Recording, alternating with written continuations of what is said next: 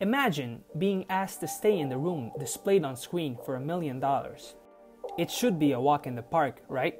Well, don't be so quick to jump into conclusions. The White Room, also known as the dreaded White Torture, is a torture chamber that deprives its inhabitants of all sensory functions as an intense form of psychological torture. While we are on the topic, support our channel and hit subscribe. As the name implies, the room is completely clad in white, from the ceiling to the floor, as well as everything else in it. Even the food served to its occupants was rumored to be completely white. Even worse, the room is soundproof, and so if you were to yell for help, no one would hear you.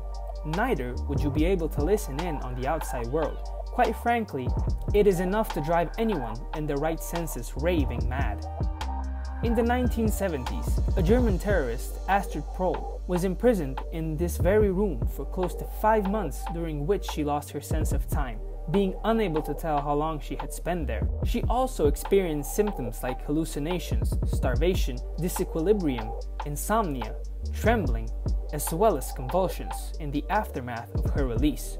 An Iranian student, Amir Fakhravar, was also subjected to the same fate in a similar room as the White Torture for nearly a year, and after his release, he couldn't even recognize his own parents. How crazy is that? Now, having learned all these shocking details about the White Torture, would you still be up for the challenge?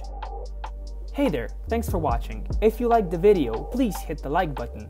If you want to see more videos and support our channel, hit subscribe. And if you have suggestions for our next video, tell us in the comment section below.